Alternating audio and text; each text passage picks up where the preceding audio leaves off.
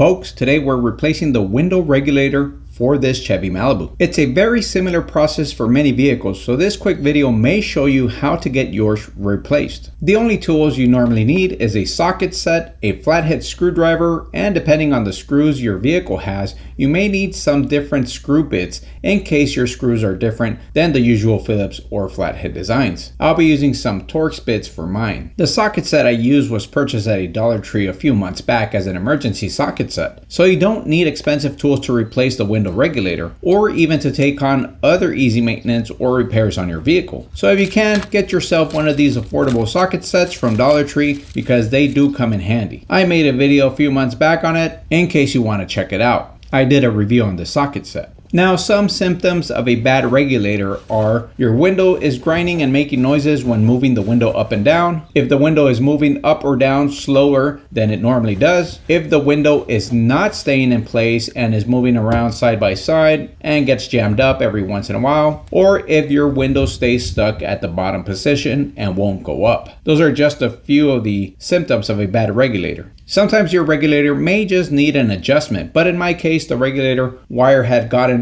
all tangled up and my window was stuck in the down position. So I didn't want to try and fix the regulator. Instead, I got a new one on eBay. Now, some of you may think that getting a used regulator at the salvage yard may be a good idea. I was going to get one used on the salvage yard as well, but they were running for around $70 US, but I thought that the $35 I paid for the new one on eBay was a better choice. If you have a newer vehicle, maybe the one from the salvage yard would be a better choice if it's an original part. But since my car is a 2007, I think getting it from the salvage yard was a bit risky given that the regulator would have been around 18 years old. I prefer to get a new one for $35 even though it is not an original part. The first thing you want to do is remove the fasteners and any screws holding the door together. Make sure not to accidentally pull the wires from the window switch or any other wires that may be connected. You'll want to unplug those before you remove the entire door panel. Also, you'll probably have a water barrier beneath the panel, which usually is glued on. You'll need to remove that one as well. I just pulled mine off carefully to avoid ripping it. I had already removed the door on mine, but the fasteners are usually located around the edge of the door and can usually be removed with a flathead. Or if you have a fastener remover, you can use that as well. If any fasteners break, you can buy some fasteners replacements as well. You want to then locate the regulator and remove the screws that are holding it in place. In my case, it was 3 bolts holding the regulator in place. You want to unplug any wires to the regulator as well. There is also a plastic plug or a pin that holds the regulator and the window together.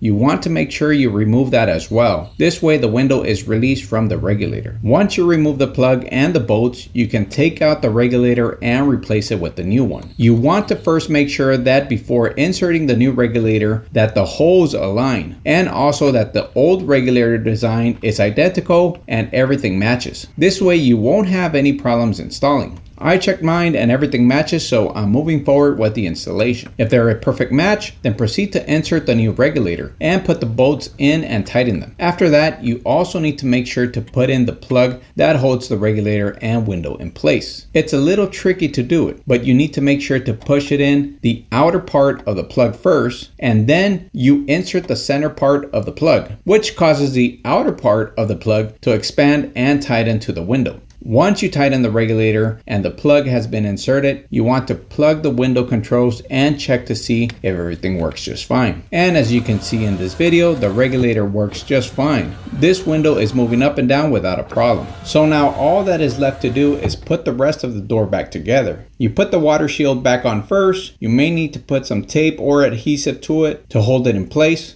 I'm just reusing the one on it. It's sticking in place, so I'm not going to put any new adhesive on it. I can now put the rest of the door panel back in place. Slide in the wire for the window control, align the fasteners to the holes, and push them back in place. And insert any other fasteners that may need to be reinstalled, and then plug back the window controls. So there you go, folks. I hope you find this video useful. Don't be afraid to take on these types of projects. They're easy to do, and you can definitely do it yourself. If you found this video useful, make sure to hit that like and subscribe button. Thank you for your time. Have yourself a great day.